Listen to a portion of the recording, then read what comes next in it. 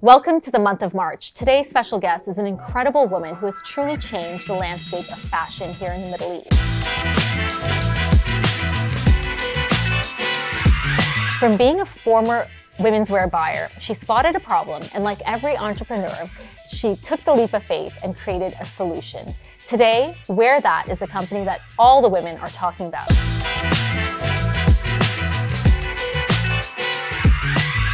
It's creating solutions for women to style their clothes, create different looks, and of course, ease the transition of shopping. And in one click and on speed dial, you can have your own personal stylist. Please welcome the founder of Wear That, Heidi Shara. Hi, how are you? Thanks for having me. Thank you for being here. You look gorgeous. Thank you, so do you. I feel like starting the month of March with a bright color. Yeah, exactly. Makes everyone happy. For sure. So you impressed me from the start. And I will say, you know, on the show, we get so many small businesses approaching us to profile their businesses. But when one friend tells me about you and two friends, three friends, I'm like, I have to know what this is about. Amazing. Wear That is changing the landscape of fashion, but truly solving problems for women who are busy and don't have time or are not interested in really the fashion space. Tell us about the business. Yeah, so I created Wear That because I really identified that there's a problem in the market, and it's the problem of time, it's the problem of not knowing what looks good, and it's the problem of just really getting disheartened when it comes to shopping. And I think it's a problem that all women face no matter what they're doing in their life. And I wanted to create a solution that helped women look good, feel good without having to do anything. Because personally, I really don't like shopping as well. So what service as well would I want to have for myself that could be so easy, convenient, but make me look and feel awesome? So yeah, I created it 2 years ago now. And since then it's just been going crazy. Crazy's a good thing. Yeah. And I think one of the first things you mentioned is just for someone who is busy, but as the world gets so tech savvy, for many people, they find it very overwhelming. So jumping on a website and filtering and strolling and discovering, I mean, you can spend hours. And then when you have separates, you want to see how to put them together. So a stylist really comes handy. Yeah. So one of the things that we do, and which is kind of what we really pride ourselves on, is that we have real life stylists who pretty much take the burden of shopping out of your life for you. So you come onto our website, you take a survey.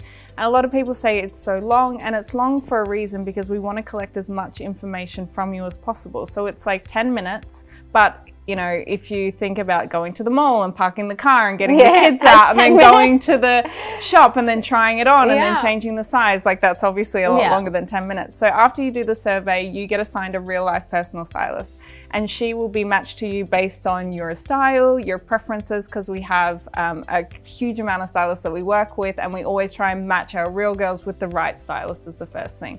Then she will ask you some additional questions, you know, what is it that you're really looking for? What do you need? And then she'll go away and she'll do all the work for you and then send you a box where you just try before you buy. We have another thing as well where it's a stylist on standby. So when you get the box to your house, you can WhatsApp her and she can say, you know, like, no, this isn't how I visualize it. So almost like a Zoom video call. Amazing. And she can say, you know, tie the belt like this, or you need to be pulling the trousers up a little bit higher. You know, small details that you don't know yourself when you're trying things on, but you need a professional stylist to help you with. So one of the first questions that I got asked this morning, because I told everyone that you're coming on, was pricing.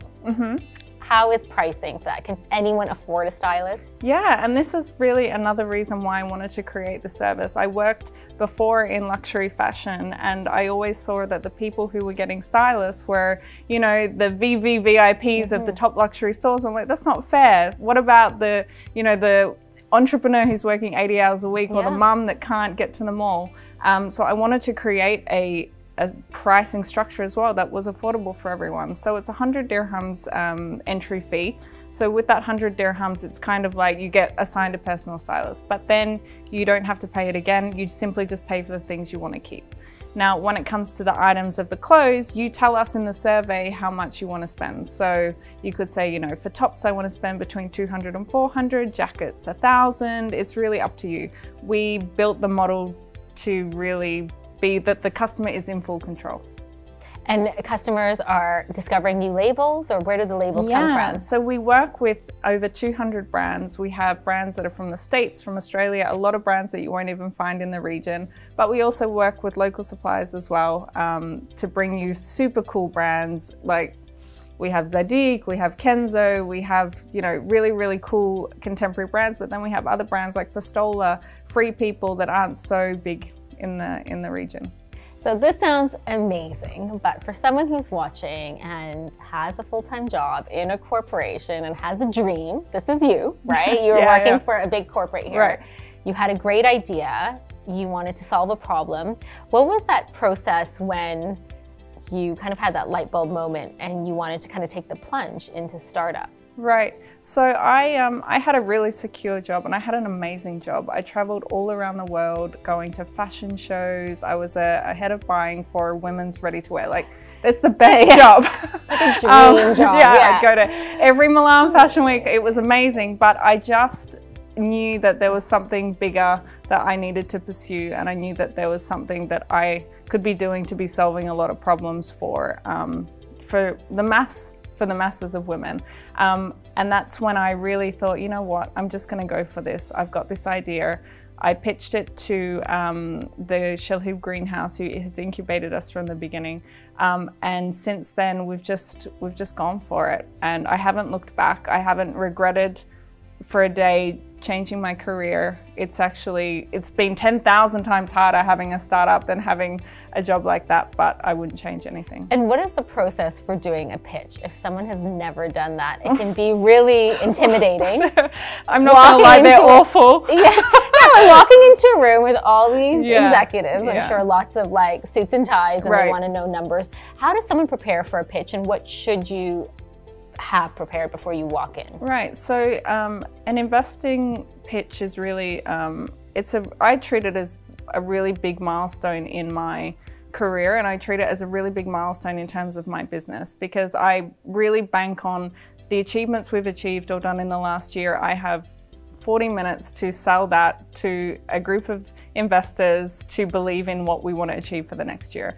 To prepare for a pitch, it's really months. You know, the last pitch I did was probably a month of just doubling down. I had to remove myself pretty much entirely from the business and just prepare on the pitch and prepare on the financials and what we want to achieve and the strategy and, you know, what we have achieved, what went right, what went wrong, and then sell the dream, because that's ultimately what people are investing in. And the proof that the data and the proof that the customers and everything that we've worked towards is, you know, it's going to help bring that dream to life. So once the pitch is over, you get the green light, which is pretty exciting. Yes. Then it's the reality, right? So what are the first steps when it comes to packaging and just creating the graphics and logos? Like, did you have a team, or how did you conquer that huge step? So when I started Weather, I didn't have anything, and I didn't even have a box. I had clients before I had anything, and I think, which is amazing, by the way. That's like the first challenge. And I'm very much of a mindset where I don't believe that you need a lot. I think you just need to have a really good idea, and you need to have customers buy into it. And then the things will figure themselves out later. That's really how I approach a lot of things in this business. So when I started, I didn't have a box. I designed it myself. The first one is terrible. It's terrible. And the bag I used just had like stickers on it. It was awful. Like, I look back now, I'm like, oh gosh, I can't believe I did that. But at the time it served the purpose. And you know what I realized? That people don't care. They believed so much in the problem we were solving for them. They were like, this is just amazing that I'm getting something that doesn't cost me a lot of money, that's easy, that you guys are taking the stress. I don't care what kind of box it comes in.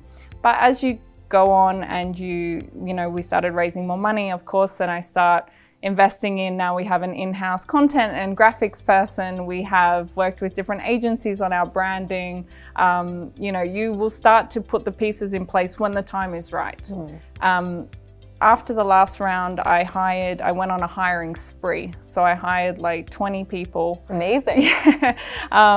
Where up until that, we were a team of 3. So it was a really hard couple of years of just grinding and trying to you scale this thing as much as we could, and then it gets to a point where you're like, you know what, now we need to really go for it. And who would you say is the person in your team that balances you out? When you have a great idea, who is that person you talk to or confide in to take you to the next level? Yeah, so we have an executive team at Wear That, which is a head person from each function. And really they're all amazing because they come from different perspectives. So you'll have the ops guy who's like, no, guys, this is not going to work from an operational perspective. You have the tech guy that's like, oh, we can build all these things. Then you have the creative team that just has like ideas flying off the wall. And then it's what we really do is we streamline our ideas because we pride ourselves on being a creative, data-driven company. So we look at the ideas that we have and then we prioritize them. So we say, right, this is going to bring this much growth, or this is what we need to make our customer journey better, or this is what we need to make our stylist journey better. And then we prioritize them in terms of a timeline. But it's a collective. It's a collective, which is amazing. I think that's actually really clever because I think sometimes with an entrepreneur, you can just go crazy with the ideas, and you really need someone, whether it's from the finance point of view or someone to really just balance it out and have that conversation. For sure. And I think that when you're an entrepreneur and you sort of go from being the sole founder to having a team, you also have to ask yourself some questions and you have to adjust in the way you approach things, because for a very long time it was just me and I didn't have to get anyone's input. I could just do what I wanted. Whereas now I've got a team that also has these amazing ideas and these creative ways they want to express their vision. And so it's really about collecting them and then what is right for the customer, the stylist, and the product. And they're the only three things that we really focus on. And what would you say 3 things that you learned since you started your business? That I don't really worry about failing. I think I was at the beginning very stressed about it not succeeding, and over time I don't even consider that anymore. I just think just go for it and see what happens. It'll either work out great or it won't. And if it doesn't, we pivot really quickly. That's part of the game.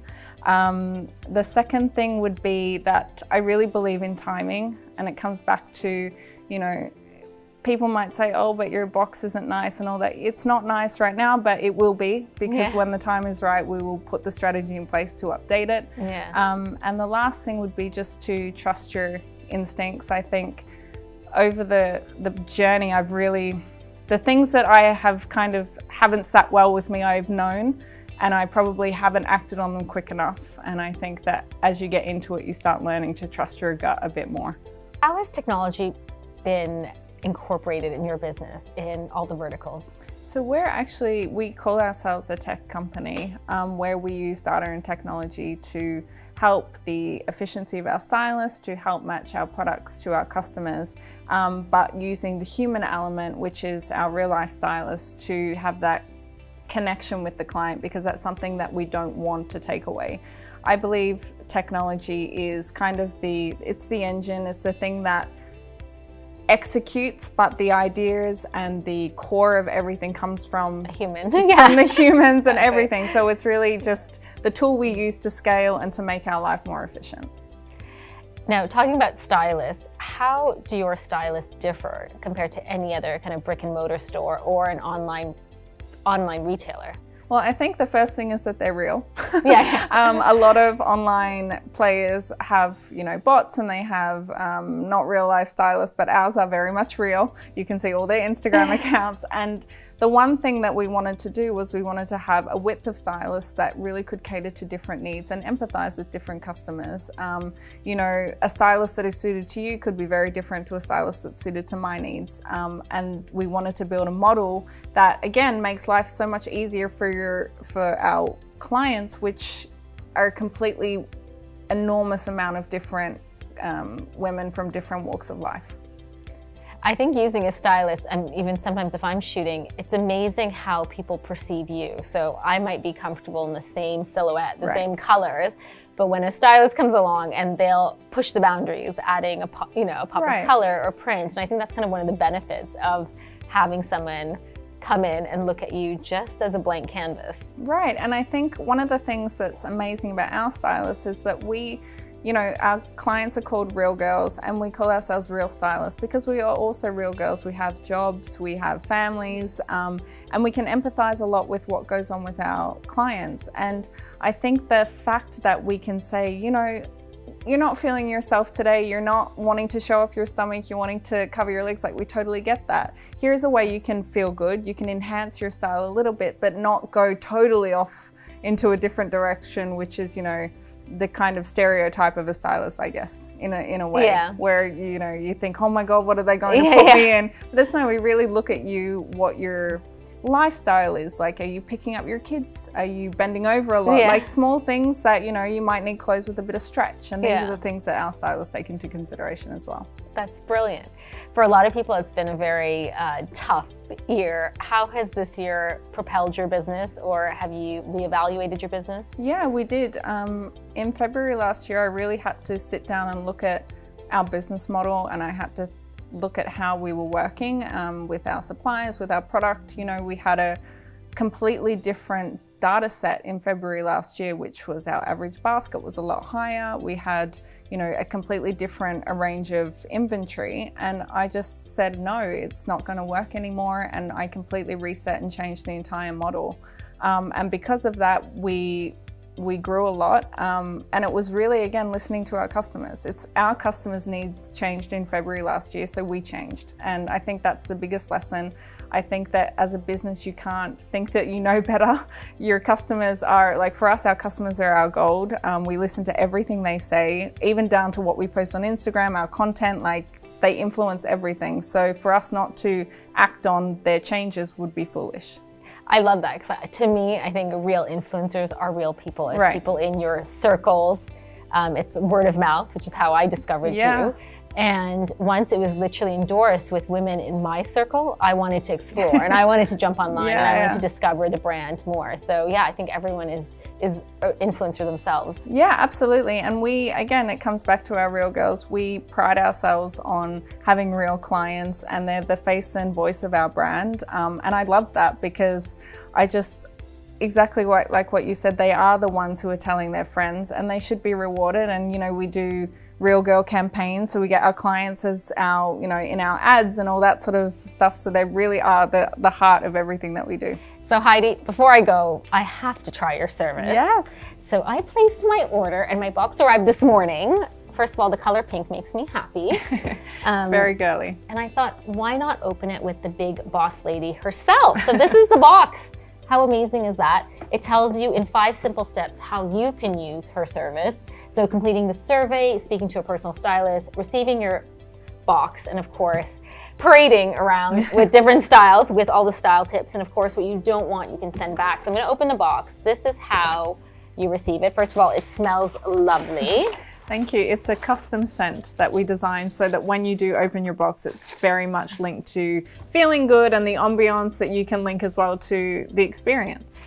Now, it smells lovely. I love that sensory experience. And of course, I love handwritten notes. I do have a weakness for it. So dear Rosemin, thanks for signing up with us at Wear That. Please get in touch once you receive this so I can help you through the style process. Enjoy your new styles. So how lucky am I guess, the boss, the original stylist. It has 3 pieces of paper. Now, I love fashion, but I must admit, I am terrible when it comes to doing casual. I just do not know how to do casual. I love dresses. Too glamorous. No, but I need to learn how to do casual, especially for the weekend. So I really wanted to speak to the stylist and really help understand how to make myself look feminine, a little bit comfortable, and of course something I can wear. Right. So she's added everything I love. So maxi dresses, blazers, shorts, trousers. So 3 looks.